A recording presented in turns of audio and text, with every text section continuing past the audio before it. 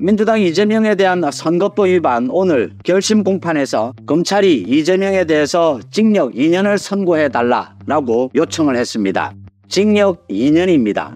이재명의 선거법 위반은 대통령 선거였고 굉장히 중요한 선거였고 또 선거에 영향을 미칠 목적으로 선거 결과에 영향을 미칠 목적으로 당선이 될 목적으로 그런 의도를 갖고 분명하게 두 가지 거짓말을 했다. 이게 명백하게 드러났고 또 한 가지는 피고인의 신분, 야당 대표, 국회의원이라고 하는 신분과 정치적 상황에 따라 공직선거법의 적용 잣대가 달라지면 민주주의 실현을 위한다는 공직선거법의 취지가 물거품된다라고 하면서 검찰이 이재명을 구속시켜달라, 징역 2년을 선고해달라라고 구형을 했습니다. 오늘 결심 공판이 서울중앙지법의 재판장은 한성진 부장판사입니다.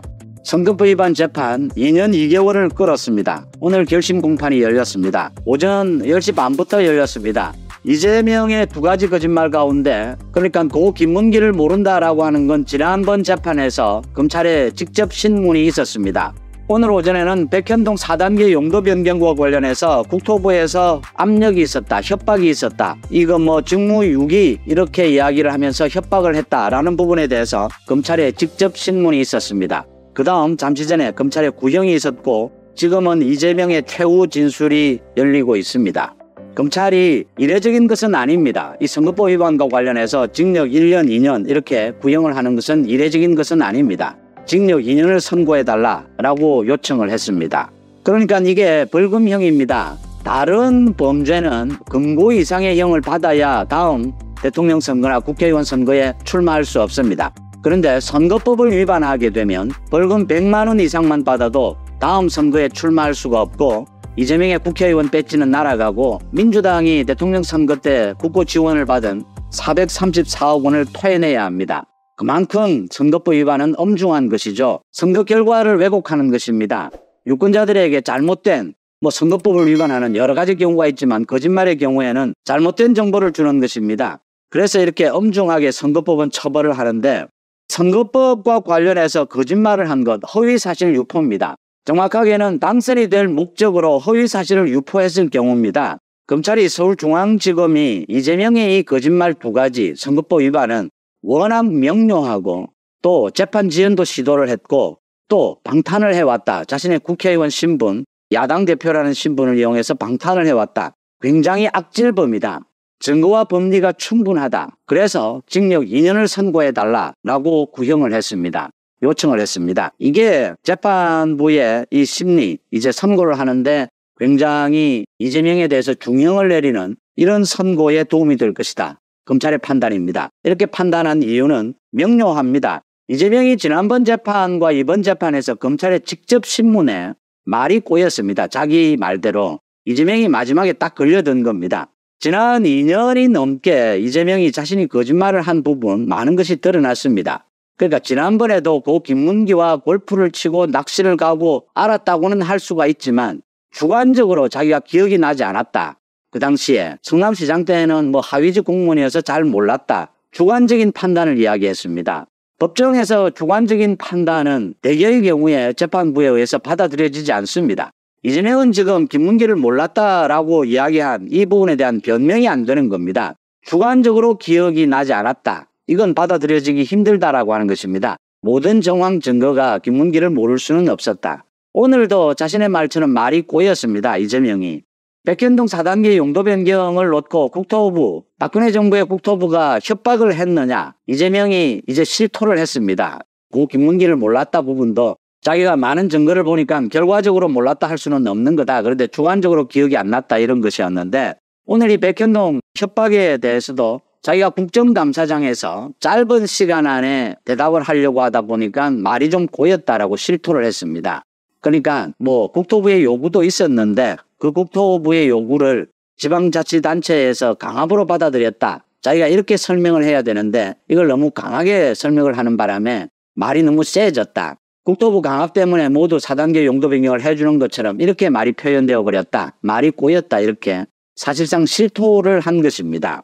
이재명이 이 두 가지 거짓말, 이게 다른 선거도 아니고 대통령 선거였고 여기에서 가장 중요한 것은 선거에 영향을 미칠 목적이 있었느냐, 당선될 목적으로 이 거짓말을 했느냐.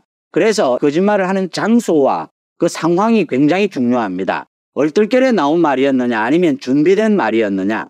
고 김문기를 몰랐다는 김문기가 스스로 목숨을 끊은 상황이었습니다. 그 다음 날에 SBS 방송에 나와서 사전에 준비된 질문 속에서 자기가 이미 준비를 한 것이죠. 하루 전에 김문기가 목숨을 끊었습니다. 전 국민들의 관심이 쏠렸습니다. 이걸 어떻게 대답할 것이냐. 준비하고 준비해서 김문기를 전혀 모른다라고 딱 잡아댄 겁니다. 비리에 자기가 얽히지 않기 위해서 의도적으로 거짓말을 한 것입니다. 방송에서 1대1로 준비된 상황에서 답변을 한 겁니다. 얼떨결에 답변한 것이 아니다라고 하는 겁니다. 이게 형량을 결정을 합니다. 이게 징역형으로 갈 수 있는 것입니다. 또 하나는 백현동 용도 변경, 국토부의 협박 부분도 국정감사장이었습니다. 국정감사장은 경기도지사로서 답변의 준비를 거듭하는 자리입니다. 신중에 신중을 거듭하는 자리죠. 김은혜를 비롯해서 국민의힘 이 의원들이 계속해서 물고 늘어지니까 이재명이 흥분했습니다. 당시에. 영상 자료에 그대로 나옵니다. 이재명이 흥분해서 자기 말대로 말이 꼬였습니다. 과감하게 거짓말을 한 것이죠. 백현동을 모른다. 백현동 비리로부터 자기가 엮이지 않기 위해서 이렇게 거짓말을 한 겁니다. 그 다음 이재명은 재판 지연을 합니다. 각종 야당 대표, 민주당 의원, 이 국회의원님을 내세워서 각종 검찰을 탄핵하고 검찰에 대해서 정치적 공세를 펼치고 이런 사법 방해를 합니다. 오늘 검찰이 그 부분을 꼭 집은 것입니다. 피고인의 신분과 정치적 상황에 따라서 선거법의 잣대가 달라지게 되면 공직선거법의 취지가 물거품이 된다. 허위사실로 인한 선거법 위반은 최대 형량이 5년의 징역형입니다. 또 벌금은 5천만 원까지 벌금형을 때릴 수가 있습니다. 그래서 검찰이 징역 2년을 선고해달라고 이 재판부에 요청을 했습니다. 재판장은 한성진 부장판사고 3명의 합의부에 의해서 결정이 됩니다. 거의 확실히 드러난 것으로 보입니다. 이건 검찰도 많은 것을 재판부가 어떻게 판단을 내릴 것이다. 지금 지난 2년 동안 진행된 이 전체 흐름에서 재판부가 어떤 판단을 내릴 것이다. 지금 이재명과 변호인 측은 어떤 입장이다. 검찰이 모두 예상을 하고 전체 이제 마지막 선고를 앞두고 검찰도 이런 여러 가지 전략을 생각한 다음에 구형을 합니다. 징역 2년을 구형을 했고 지금 이재명이 최후 진술을 하고 있는데 이재명은 이렇게 이야기를 할 겁니다. 검찰이 상당히 이거 조작한 것이다. 검찰 조작을 이야기하는 건데 이게 실질적으로 재판부에서는 바깥에서는 그렇게 이야기해도 재판정에 들어가게 되면 검찰이 좀 과장한 것이다. 자기 야당 대표에 대한 탄압이다. 그래서 자기가 이 선거에 당선될 목적으로 영향을 미칠 목적은 없었다. 이야기를 하다 보니까 좀 말이 꼬였다. 오늘 그 이야기입니다. 그리고 주관적으로 자기가 김문기를 알 수밖에 없는 상황이었다 하더라도 주관적으로 기억이 나지 않았다. 이런 주관적인 판단을 계속 주장하는데 이게 이재명이 잘못하면 자기 함정을 파는 꼴이 됩니다. 재판부는 언제나 상식적으로 판단을 합니다. 저런 상황에서는 이재명이 모른다라고 할 수가 없다. 의도적으로 모른다라고 한 것이다. 상황이 하루 전에 김문기가 목숨을 끊었습니다. 대장동 비리 관련해서. 그러면 이재명이 그 부분에 대해서 어떤 생각을 하고 어떻게 말해야 되겠다. 방송에 나와서 이재명은 딱 잡아댑니다. 선거에 영향을 끼칠 목적이었고 거짓말을 하겠다라고 작정한 것입니다. 이 부분에 대해서 이제 검찰이 이런 이재명에 대해서는 구속시키는 것이 마땅하다. 이재명의 지금 정치인이라고 하는 이 신분에 따라서 형량이 달라져서는 안 된다라고 엄정하게 구형을 한 것입니다. 징역 2년 구형을 했다. 검찰이 보는 법리, 증거로 보면 지금 드러나 있는 모든 것을 보면 이제 다음 달 20일 대략 다음 달 20일쯤에 1심 선고가 내려지지 않겠느냐. 조금 뒤에 이재명의 이 최후 진술이 있고 난 다음에 다음 달 선고일이 정해지게 될 겁니다. 1심 선고에서 이재명은 징역형이 나올 수도 있다라고 하는 점입니다. 검찰이 지금 계속 주장하고 있는 부분입니다. 이재명을 비롯해서 이런 정치 권력 뒤에서 방탄하려고 하는 이런 사람들 또 사법 방해를 하는 사람들에 대해서는 구속시켜달라. 법정에서 구속시켜달라. 선거법 위반으로도 법정 구속될 수가 있습니다. 징역형이 나올 수도 있다라고 하는 겁니다. 최소한 100만 원 이상의 벌금형이면 이재명은 무너집니다. 구속될 수도 있습니다. 더 이재명에게 중요한 것은 정치적으로 민주당 내에서 완전히 무너진다라고 하는 겁니다. 다음 대통령 선거에 출마할 수도 없고 국회의원 배지도 날아가고 그 다음 434억 원을 토해내면 민주당도 망합니다. 자, 어제 좀 흥미로운 일이 있었는데요. 제가 왜 흥미로운 일이라고 하냐면 임종석 전 대통령 비서실장이 앞으로 통일을 어떻게 하자라고 한다고 해서 그대로 되는 것도 아니죠. 근데 그 사람이 입장을 갑자기 바꿨습니다. 그래서 흥미롭다고 말씀을 드리는 건데, 어제 광주광역시 김대중 컨벤션 센터에서 9.19 평양 공동선언 6주년 기념식 열렸습니다. 여기에 임종석 전 대통령 비서실장이 기념사를 했는데요. 두 개의 국가를 수용하자고 얘기를 했습니다. 통일하지 말자, 통일을 꼭 해야 한다는 강박관념을 내려놓자, 이렇게 갑자기 주장을 한 겁니다. 단단히 평화를 구축하고 이후의 한반도 미래는 후대 세대에게 맡기자, 비현실적인 통일 논의는 접어두자, 더 이상 당위와 관성으로 통일을 이야기하지 말자, 객관적인 한반도의 현실에 맞게 모든 것을 재정비하자, 한반도와 그 부속 도서를 대한민국 영토로 규정한 헌법 3조 개정과 국가보안법 폐지, 통일부 정리 이런 것들을 제안했습니다. 우리 이런 거 한번 생각해 보시죠. 그리고 이제 작년 12월에 김정은이 얘기한 이국가론, 적대적 이국가론, 이런 게 있습니다. 그러니까 남한과 북한은 적대적 관계고 이제 서로 간섭하지 말고 국가 두 개로서 존립하자, 이런 뜻이거든요. 그에 대해서는 기존의 대남 노선에 대한 근본적 변화이자 연방제 통일 등을 폐기한 것으로 해석한다. 이런 변화된 조건들이 반영되지 않은 통일론은 비현실적이다, 이렇게 얘기했습니다. 우리가 임종석이라는 사람을 빼고 그냥 일반적인 그냥 유명한 무슨 정치인 또는 학자, 이런 사람이 이런 주장을 저는 충분히 할 수 있다고 봅니다. 김정은이 작년에 적대적 이국가론 이런 걸 주장하기도 전에 이미 통일을 하지 말자, 특히 요즘 젊은 세대들, MZ세대들은 우리가 통일이 왜 필요한가 하는 주장들 견해 많이 갖고 있습니다. 우리가 통일하면 결국은 북한 체제를 또는 북한 주민들을 우리가 먹여 살리는 모양새가 되는 것, 이런 것들이 엄청난 정치적 부담을 갖게 되는 거죠. 통일의 예, 우리 얼마나 많이 연구했습니다. 그런 것들 때문에 요즘 젊은 세대에서는 통일에 대한 어떤 열망, 이런 것들이 중장년층에 비해서 훨씬 떨어집니다. 그건 다 아는 사실이죠. 그런 현실을 반영해서 통일관을 재정비하자, 이런 주장 저는 충분히 할 수 있다고 봅니다. 그리고 원래 통일관이라는 게 주장하는 사람에 따라서 굉장히 다양하기도 합니다. 북한에서는 조카 통일을 하자고 계속 얘기했던 거 아닌가요?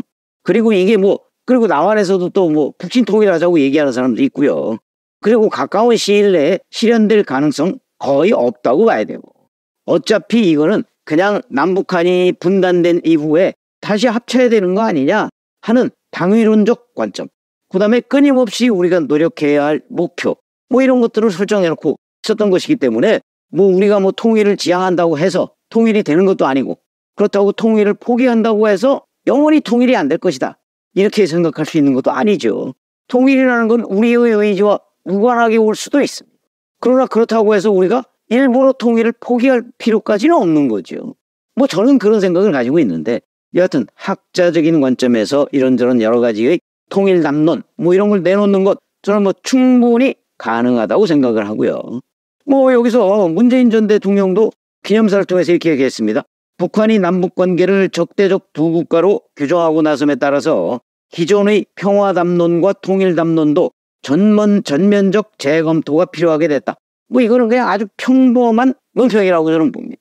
북한이 두 국가라는데 언제는 북한에 따라서 우리가 통일담론, 평화담론을 재정비했나요? 우리는 우리 목표대로 가고 있는 겁니다. 그러나 문재인 전 대통령 정도의 기념사는 저는 할 수 있다고 봅니다. 북한의 입장이 변했으니까 그에 맞춰서 우리도 통일담론 이런 것들을 어떻게 가져가야 될 것인지, 북한의 입장에 맞춰야 될 것인지, 아니면 우리의 독자적인 관점으로 통일담론을 이끌어갈 것인지, 이런 것들을 한번 좀 컨트롤해 볼 필요가 있는 거죠. 이런 수준인데 임종석은 다르다는 거죠. 왜 임종석이 다르냐? 아시다시피 임종석은 전대협 의장 출신입니다. 전국 대학생 대표자 협의회 전대협 의장이 이른바 통일담론을 얼마나 주장했습니까? 한 30여 년 전에 임수경 방북 평양 통일축전에 임수경이라는 대학생을 보냈죠. 그 즈음에 제가 북한을 간 적이 있는데, 임수경은 북한에서 통일의 꽃입니다. 통일의 꽃. 그렇게 될 정도로 그걸 주도한 사람이 바로 임종석이다. 그러니까 임종석은 평생을 그들 학생들 표현대로 통일운동에 매진해 온 사람입니다. 그 이후에 북한 김정은이 이국가론을 내놓기 전까지 뭐 여러 가지 뭐 통일 관련 뭐 남북 정상회담이라는 것도 결국은 통일론 아닌가요? 그리고 가장 가깝게는 이제 대통령 비서실장을 그만두고 나서 돌연 정계 은퇴를 선언합니다. 그게 2019년 11월입니다. 한 4년여 전이죠. 그때도 명목이 통일운동에 매진하겠다 이런 겁니다. 그랬던 사람이 4년여 만에 무슨 일이 생긴 것인가? 적어도 임종석한테 생긴 일은 없는 것 같습니다. 뭐 최근 총선에 본인이 출마하려고 했는데 이재명 대표가 그걸 막아서 출마를 못했던 거, 뭐 그거는 뭐 통일과 무관할 것 같고, 적어도 임종석과 통일이라는 관점에서 본다면 임종석에게는 아무런 변화가 없습니다. 그런데 하나의 변화가, 환경의 변화가 있었죠. 그 환경의 변화는 바로 북한 김정은입니다. 김정은이 작년 12월에 적대적 이국가론을 내세워서 더 이상 이제 통일 문제 뭐 이런 것들 관심 없다. 남북한이 두 개의 국가로 살자. 이렇게 얘기를 하고 있습니다. 결국 변화는 김정은의 변화입니다. 그 변화도 김정은이 정말 진정성 있는 변화인지 여부는 더 두고 봐야 되는 겁니다. 아니 두 개의 국가로 산다고 하면 그러면 북한이 핵 개발은 왜 하는 거죠? 핵 개발은 두 개의 국가로, 그리고 핵을 가지고 남한을 왜 위협하고 있는 거죠? 그리고 지금 끊임없이 우물풍선 뭐 미사일 개발 뭐 다 합니다. 물론 미사일 같은 거 뭐 해외에 뭐 팔기 위해서 하는 것도 있지만 기본적으로는 남북한 뭐 전쟁 뭐 이런 거에 대비하는 거 아닌가요? 남북한 전쟁은 왜 합니까? 적과 통일을 하기 위해서 하는 거죠. 그런데 김정은이 얘기하는 이른바 적대적 이국가론이라는 것이 과연 얼마나 우리가 진정성 있게 받아들일 수 있느냐, 이런 문제도 있고, 왜냐하면 실질적인 행동으로 실질적인 행동과는 반대의 기준이니까. 그런데 그거 믿고 자 북한이 이국가론이라고 하니까 우리도 그러면 앞으로 통일을 접고 두 개의 국가로 가자, 어떤 걸 맨 처음에 떠올릴 수 있나요? 결국은 임종석 하면 늘 붙어다니던 게 종북주사파였습니다. 본인이 아니라고 주장을 하죠. 그런데 그 뚜렷한 증거가 결국 본인이 자백을 한 셈이 되어버렸습니다. 자기는 변화가 없는데 북한이 작년 12월에 이러자라고 했더니 임종석도 변하더라. 종북, 북한을 따른다는 게 종북이죠. 그래서 결국은 종북보색 이렇게 공격을 받아도 뭐라고 할 말이 없는 걸 스스로 임종석 스스로 만들었다. 이런 얘기가 되는 겁니다. 이렇게 되면 또 국내적으로는 김대중, 노무현, 문재인 전 대통령들이 계속해서 북한과 벌였던 남북 정상회담, 그게 두 개의 국가를 만들기 위한 남북 정상회담입니까? 하나의 국가, 남북 통일을 이루기 위한 어떤 과정 뭐 이런 거 아니었나요? 거기에 심지어는 임종석이 정상회담 추진위원장을 하기도 했습니다. 이런 것들을 결국 모조리 부정하는 것 아니냐, 또 이런 비판에 휩싸이게 될 거고요. 물론 뭐 임종석 혼자 뭐 통일을 한다고 통일이 되는 것도 아니고, 반대한다고 또 뭐 통일이 무산되는 것도 아닙니다. 그래서 제가 흥미롭다고 얘기는 했지만 어쨌든 남북한이 적대적이면서 두 개의 국가가 되는 것은 현실이고, 그 다음에 통일을 지향한다는 건 우리의 장기적인 목표. 근데 이 장기적인 목표가 우리의 뜻과 또는 우리의 노력과 무관하게 갑자기 올 수도 있습니다. 박관영 전 국회의장이 쓴 책에 보면 통일은 어느 날 태산같이 밀려온다 이렇게 돼 있습니다. 저는 그게 가능성이 오히려 높다고 생각합니다. 국제정세가 갑자기 변화해서 북한이 무너지는 사태가 벌어질 수도 있는 거죠. 1990년대 초반에 이른바 소련이 무너졌습니다. 그래서 동구권 공산국가들이 대거 실질적인 독립을 이뤘죠. 지금 만약에 그러니까 러시아, 중국 뭐 이런 데가 적대적인 관계가 훨씬 더 심화된다든가, 아니면 북한의 러시아 협력 관계가 강화돼서 뭐 중국이 북한에 대한 별도의 조치를 취한다든가, 이럴 경우에 북한 김정은 체제가 과연 유지될 수 있을 것인가? 그 이후에 뭐 미국과 중국의 협상 뭐 이런 거에 따라서 북한의 존립이 위태로워질 수도 있고, 이런 국제정세의 변화에 따라서 우리의 의지와 무관하게